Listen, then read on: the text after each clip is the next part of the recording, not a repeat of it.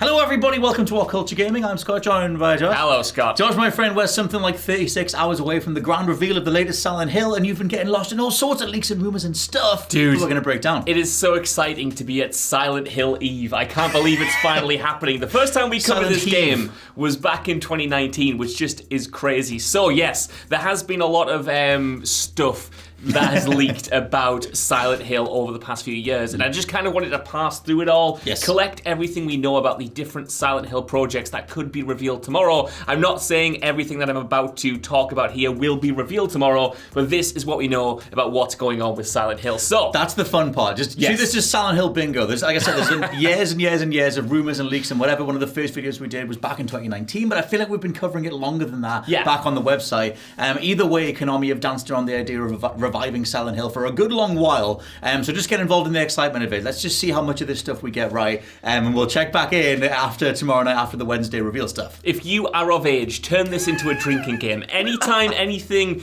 in here comes right tomorrow night and is officially confirmed, take a little drink. So yeah, the first project that we know about and the thing that we know the most about is the Silent Hill 2 remake. This has been, rumored for a long, long time now, pretty much ever since Bloober Team, which is the apparent developer on this project, signed an agreement with Konami to co-produce games going forward. Apparently, according to Dusk Golem / The Aesthetic Gamer, who is a very reliable leaker when it comes to all things Silent Hill and especially Resident Evil, this was first pitched to Konami all the way back in 2018 and entered active development in 2019. A few months ago, we did get some leaked images from this project, but apparently these were from the kind of proof of concept and the pitch that was sent to Konami that they eventually greenlit, so they're not final code or anything like that. But it is interesting that it showed a camera angle that was very close to Resident Evil 2's remake. It wasn't the kind of, further away camera of the original Silent Hill 2. It was more Resi 2, where it was right tight over the shoulder. So Scott, what do you think about them trying to emulate Resident Evil more than the original Silent Hill? Well, they're in a good spot. I mean, I feel like Resident Evil 2 is one of the most beloved remakes or just games of the last few years. Also worth clarifying, this is not anything official. This is just a nice little piece of artwork, and they just look really cool, so we thought we'd throw it behind here. The interesting thing I picked up when you said that it's been kind of greenlit since 2018 is the state of Bloober back then. They were almost entirely known for the Layers of Fear game, or Layer of Fear, whatever the hell that stupid sequel is, where it's like Layers of Fears or whatever they're going for now. And I feel like Bloober's reputation over the years has become a bit like, they're a 6 out of 10 studio, they're not really going to nail it, etc. But you would assume that they are very much influenced by, psychological horror, Silent Hill horror growing up. That's kind of what Layer of Fear is. What is it? Is it Layer of Fears? The first one is Layers of Fear. That's the first game. And the new one that's coming out is Layers of Fears. Layers of Fears. Worst title ever. Yeah, kind of. And since the Suicide Squad. But I feel like, overall, they should be the people to absolutely make their reputation on this. And hopefully they can turn it around. I'm a big Bloober fan. I love all the stuff that they've put out. I think that they have a lot of ambition, and I like the likes of Observer. And I just think that they, like I said, their heart's in the right place. And maybe they don't execute entirely all the time, but you would hope that they get it right this time. You hope so. And Silent Hill 2 is such a strong base that you hope that they can't mess it up. Like, yes, the combat and the puzzles might not have necessarily aged well in that game, but the atmosphere, the characters, and the whole presentation has stood the test of time. Like, I played that game not too long ago again, and it held up really well. It's still scary. It's still incredibly atmospheric. Hopefully they get it right. They've got to leave the fog in. They've got to leave the fog in. Do not the fog in. Eliminate the fog. I don't care if you can render miles of land. That fog is integral. Don't do what the HD remasters did. Yeah, render better fog. Yeah. What's interesting about this is, since this was revealed, Jeff Grubb retweeted Nate the Hate, another leaker, and corroborated their information, which said that Silent Hill 2 would be a timed PlayStation exclusive. It would feature reworked puzzles and also new endings. So it's the connection between Sony and these new Silent Hill games won't go away. Also, Dusk Golem pointed out that the original sound designer on Silent Hill 2, that being Akira Yamaoka, worked on the medium as well, so they're already a part of Bloober Team, so could be helping out on this remake to get everything right. As well as that, Masahiro Ito, the art director on the original 3 Silent Hill games, has been retweeting this Konami announcement since it was unveiled, but more on them in their involvement later on, because they might actually be involved in a different project. But it makes makes sense that they would also return to Silent Hill 2 in maybe a collaboration capacity to make sure that they're getting the art style right. That, funnily enough, reminds me of the way that the Crash Bandicoot remakes were done, where they got in touch with the original Naughty Dog devs and just said, look, what would you guys do when you're touching up these games for Crash Team Racing and the Crash Trilogy? And then made sure that those people were still on board for Crash 4 in terms of an advisory role or whatever. You would assume that Ito is more directly involved. I want to see what that guy does with access to new rendering tech. Like, if you have all the reference photos, maybe all the old referencing concept art or whatever that he would have done for the original Silent Hill 2, how much of that can you literally just make real now? Silent Hill 2 is still an extremely good-looking game. I feel like it was absolutely jaw-dropping back in the day. But like you said before, it does hold up really well. I'm going through it on the Steam Deck right now, and yeah, I think that game, it only lasts like 2 hours. Steam Deck's battery is horrendous. That's the real Silent Hill. But still, I feel like overall, Silent Hill 2 is a really good template. It's one of the best games of all time for a reason. And it's going to be interesting to see, sort of the line they walk on how much new stuff they bring in. New endings is fun because Silent Hill 2 is known for the dog ending. A literal dog ending, not a bad ending. A literal dog is in control of everything ending. It's like a secret stupid ending. And I wonder whether they keep quirky stuff like that in there as well. I hope so, because part of what made Silent Hill 2 scary to me was the kind of jarring tone. Like, you had some real kind of silliness and goofiness in there and some really odd character quirks that, didn't really mesh with the kind of grimy and grim nature of the monsters or whatever. But that's what made it unnatural. That's what made it surreal, and that's what made it scary. So hopefully they do keep that. Now, you mentioned there, like, the reworked endings, the reworked puzzles and stuff. What do you, like, I don't know, I just asked you this in a way, but, like, do you want them to copy Resident Evil 2 in terms of, like, the feel and the combat and the way the game actually plays? Because that game is awesome. I love Resident Evil as well as Silent Hill, but what would you kind of want to see? Would you want to see them go down the Silent Hill route and kind of have it more classical? Have an awkward swing. Yeah, and more melee-based and less combat-focused, or go down the Resident Evil approach and have it more action-focused, more immediate, and tighter framed? Tighter framed. I might be just a completely ill 90s kid, but I have a soft spot for tank controls, isometric camera angles, and awkward melee combat. Yes. Especially, entirely in horror games. I feel like for me, genuinely, I think it bolsters the experience. I think there's very few things more scary in a gaming context of just, oh my god, it's on me, I can't get it off me, trying to fight this thing, I just can't survive, etc. And I feel like you can do really good atmospheric stuff if you twin that with a camera angle. Something is suddenly in the foreground, oh my god, it's in the room with me, and whatever. And that's what Silent Hill and the old school Resident Evils used to do better than anyone else. And so I kind of hope that they find a way to do it satisfyingly enough. I mean, right now, Scorn is kind of being dragged over the coals for having old school combat or having kind of awkward combat, but that can work in its favor sometimes. It depends how it's done. And so I would take a complete throwback. Just give me, I don't even know if you would need a lock on, but I would take an awkward combat model because I'm not there for combat. I don't want it to play bad, but I wanted to kind of factor into the, oh my god, I'm just making it through these scenarios kind of feel. Yeah, 100%. I'm going to be interested to see how they flesh out the combat itself and whether they make it a bigger element. It was always part of Silent Hill 2, but to be honest, I spent most of that game just running around enemies until I got to a boss fight and I had to engage with them. Let's move on to the next game, otherwise we'll be here all day. The next project that has apparently been worked on and that has been leaked is a proper sequel. It's a proper new mainline game, not a remake or a reimagining or anything like that. And apparently it's going to be set, at least in part, in Britain, Scott Tailford, which makes a lot of sense because Britain already is a Silent Hill style hellscape. Recently, we actually did a bit of a podcast news on this the other day. Yes. Because Christoph Gans, who directed the first Silent Hill movie, was talking about the progress of the next Silent Hill movie that he has written a script for, but also let slip that apparently Team Silent, who obviously created the original games, are apparently back at work and working on the next mainline Silent Hill game, which makes sense with Masahiro Ito coming back and apparently some of the other team members who worked on those original games. So the sequel could actually be made by the people who made Silent Hill 1, 2, 3, 4, or whatever, which sounds interesting because, they, I think, disbanded or at least didn't make a game, and a lot of people involved in that team went on to work for Sony and other companies, Believe Team and whatever. Well, maybe not. Not all of them.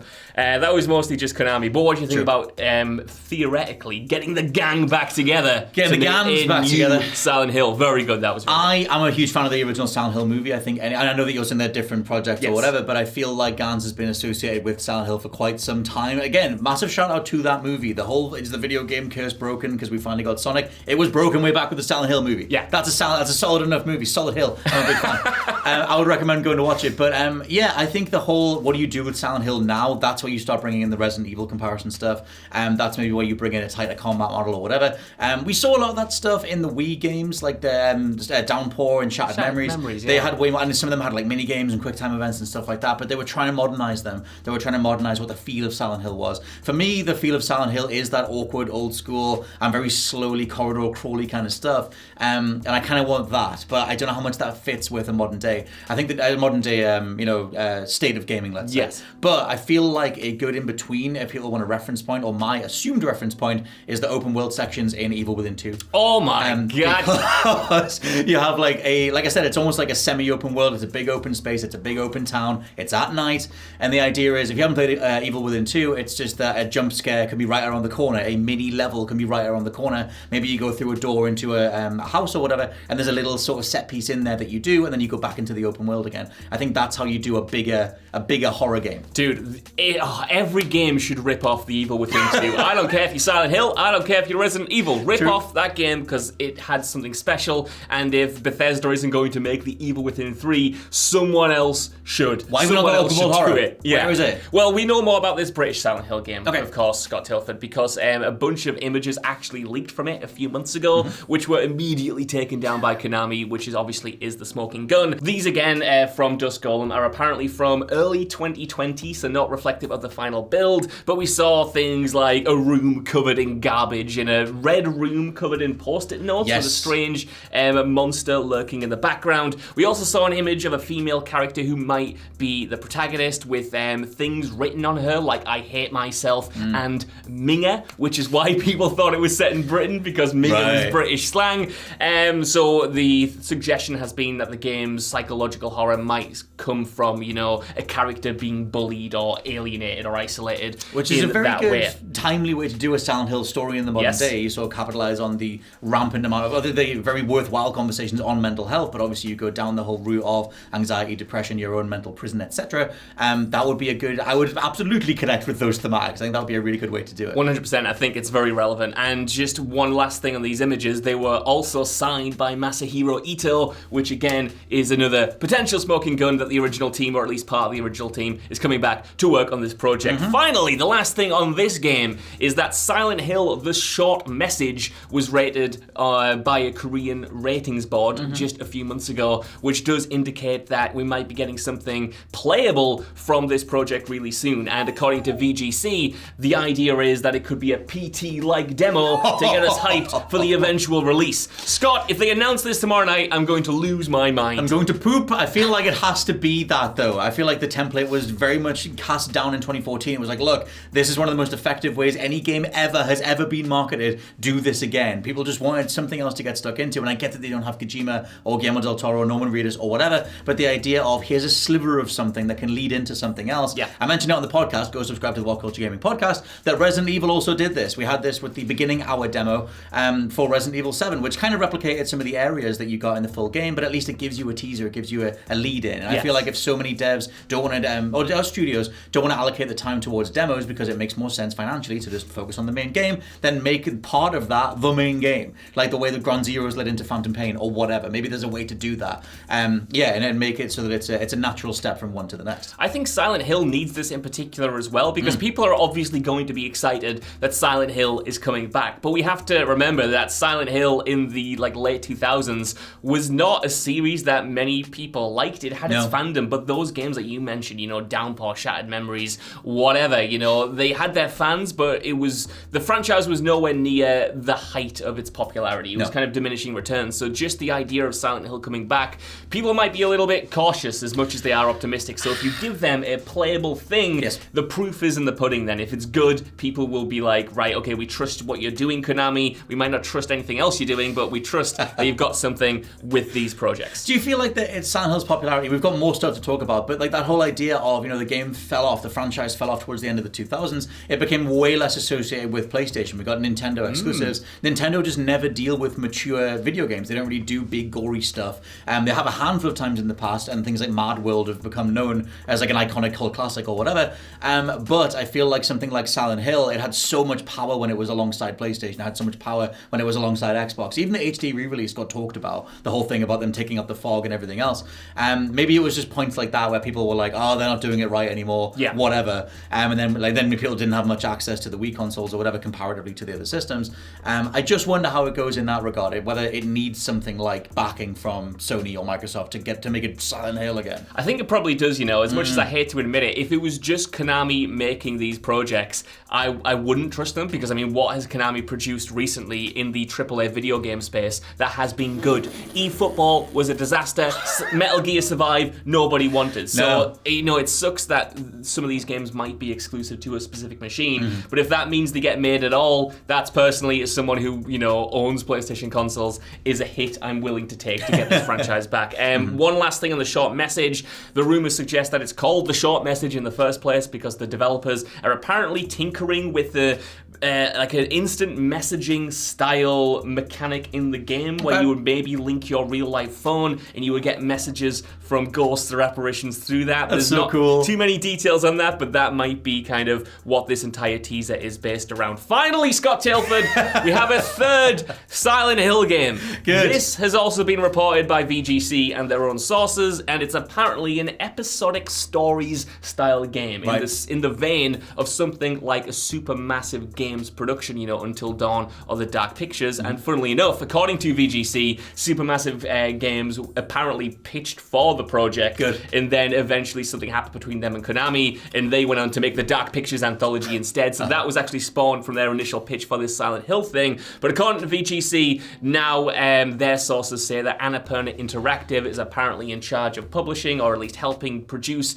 this one. So that's like something different, something maybe a little bit smaller to complement a new mainline game, a remake of Silent Hill 2, and then a story-focused Silent Hill Stories, whatever that feels could like be. the one last box to tick kind of thing, because it's not that like Silent Hill's always been super atmospheric. You could argue cinematic, but it's not known for its cutscene direction. It's not known for its acting scenes or whatever. Like, there are great character performances and depictions in there. Obviously, James Sunderland, James from Silent Hill 2. Those things are held up, but I feel like comparatively next to like the Metal Gear series or Uncharted or whatever, it's not one of them. Whereas if you make something that is entirely cinematically framed, maybe that's an even more natural step towards the Silent Hill movie that we're going to be getting. I feel like the overall tendrils of Sony are kind of over this in terms of the way that Sony have this insane franchise push right now.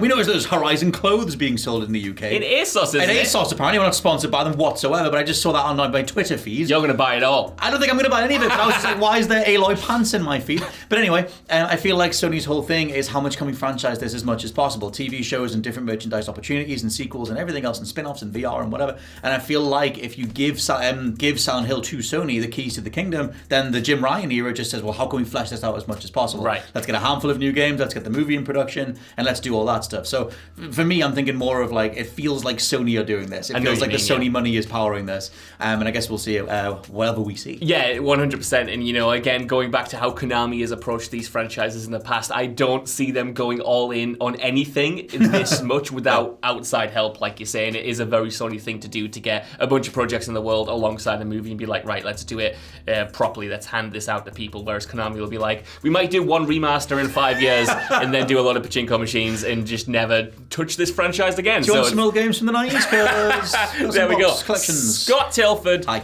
That is all I have. That is 3 games, and we should wrap up this video because hopefully we get at least the announcement for one of these tomorrow night. We know it's like an hour-long showcase, so maybe we get to see more than one. Maybe we get to see this teaser trailer drop in our game libraries come tomorrow night. I, again, would poop my pants with excitement if that happens because I am so ready to have something tangible from this franchise. It's been so long. I feel like, just enjoy the excitement, enjoy the rush, and we'll see how much of it pays off. We have 3 potential main games. We have the teaser PT type thing that could be ringing all of us tomorrow night as, hey, by the way, there's more stuff to play. Hey, Scott, you stink. Hey, Josh Brown, you also honk, but also this has been whatever I say, the end of the news thing. It's Silent Hill. Let us know what you think down in the comments below. What do you want to see from the Silent Hill reveal? For now, I've been Scott from WhatCulture.com. I've been Josh from WhatCulture.com. And we'll catch you next time. Bye-bye. Stinky.